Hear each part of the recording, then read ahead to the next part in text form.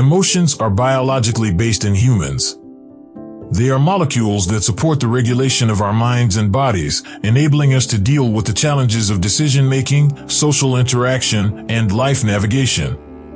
We experience emotions to focus our attention, assist us pay attention, and spur us to action. Even though they might be perplexing at times, emotions are a part of who we are, so we might as well learn how to use them effectively.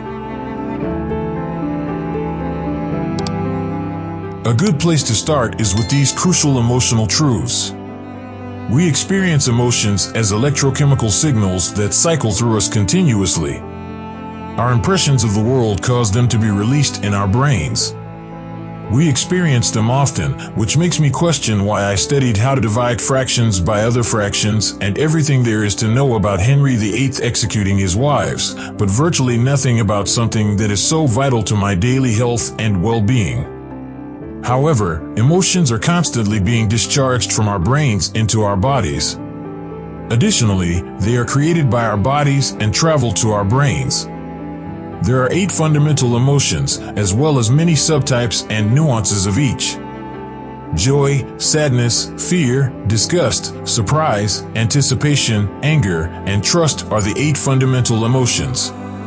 There are other methods for identifying the fundamental ones, but this one was developed by a scientist by the name of Robert Plutchik. He also developed a wheel of emotions to visually represent these 8 emotions. It illustrates the dynamism of emotions using graphic examples, such as what happens to an emotion when it is unchecked and what results when 2 feelings, such as anticipation and joy, are combined. It's quite fascinating information, particularly when you understand how to interpret the wheel.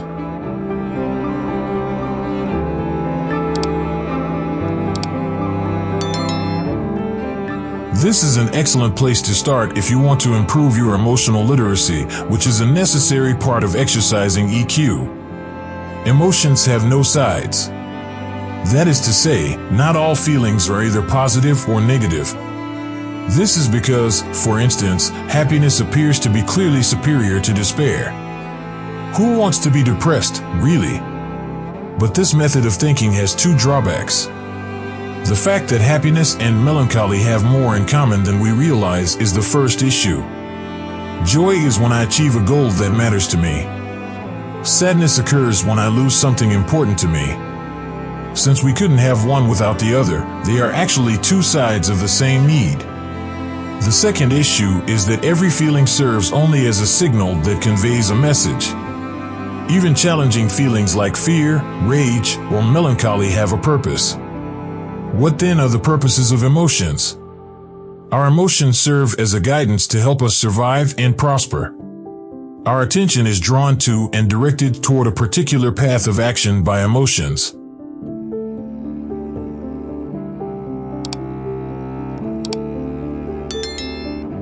Every feeling serves a purpose. Consider fury as an example. A clue that our path is being hindered is anger. It draws our attention to the danger and inspires a fight or flight response to the challenge. Of course, it may be used destructively, but it also gives us the drive to find answers to critical issues. What about a different feeling like joy? Joy draws our attention to a chance and inspires us to continue doing what we are already doing. When we find meaning and connection, we experience joy, and the emotions function is to alert us to the fact that those are desirable qualities we should look for. The Emotoscope Feeling Chart, created by 6 Seconds, is a tool that explains the meaning and function of various emotions. Numerous emotions, all varieties of sadness, joy, fear, and anger, are there, along with the message that each one is conveying. For instance, I was experiencing life overwhelmed the other day. My head was swimming because I was too busy. When I looked at the chart, I saw overwhelmed listed under sad. What did that emotion serve to accomplish? Inform you that setting priorities is necessary. The Emotoscope Feeling Chart is available for free download. Print one off for your home or workplace. Contagious emotions exist. Even if we're not aware of our emotions, feelings can spread between people like a virus. We are capable of ing, both happy and bad emotions, whether we're around other people or just one. This has a straightforward evolutionary justification. Humans have only coexisted and prospered in groups. We are sociable beings. We consequently have a propensity to detect one another's emotional moods. Consider it in this manner.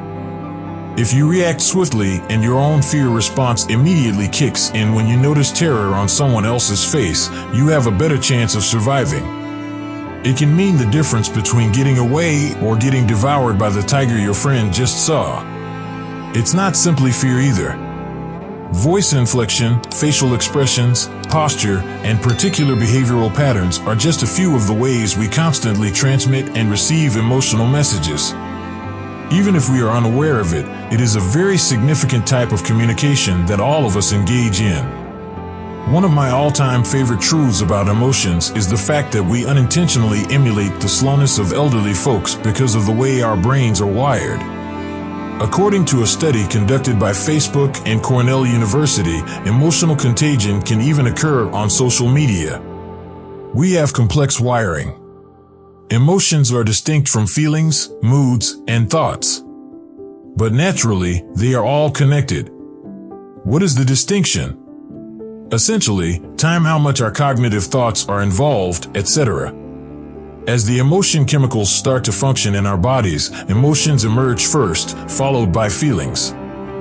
Then, as a result of a confluence of feelings, moods emerge. Chemicals called emotions are released when we interpret a certain stimulus. Our brains identify the trigger in approximately a quarter of a second, and then they produce the chemicals in another quarter of a second. By the way, emotion chemicals establish a kind of feedback loop between our brains and bodies, since they are released not just in our brains, but also in other parts of our bodies. Our organization's name comes from the fact that they only survive for roughly 6 seconds. In English, we use feel for both physical and emotional feeling. For example, we can say we physically feel cold, but we can also emotionally feel cold. Feelings happen as we start to integrate the emotion, to think about it, to let it soak in. This gives us a hint as to what feeling actually means, something we detect. Since our bodies and brains process emotion chemicals, feelings become more cognitively saturated. Emotions don't always feed feelings, which persist longer than emotions. Moods are more broadly defined. They are a group of inputs rather than being connected to a particular incident. The environment, weather, lighting, people nearby, physiology, what we've been eating, how we've been exercising, how healthy we are, and lastly our mental state, where we're paying attention, and our current emotions, all have a significant impact on mood. Moods can persist for minutes, hours, and possibly even days. In the course of 6 seconds, emotions are absorbed by the body. It takes each burst of emotion chemicals around 6 seconds from the moment they are created in the hypothalamus until they are entirely digested and absorbed. That is how our company's name came to be. If we experience a feeling for more than 6 seconds, we are consciously choosing to recreate and feed that emotion. When the tiger is still after you, those fear-related chemicals may be helping to preserve your life. Occasionally, it's not.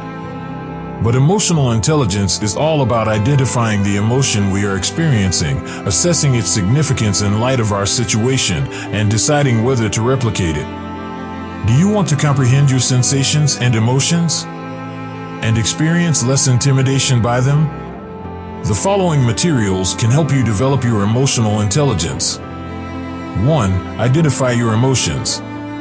According to research, this straightforward technique serves as a crucial link between our brain's emotional and cognitive regions. 2. Recognize how each emotion works. Check out this interactive online tool, based on Plutchik's Wheel of Emotions, to investigate the significance and function of numerous emotions. 3. Use the emotion feeling cards to explore your emotions. You are encouraged by this deck to elicit, investigate, express, and widen your range of emotions.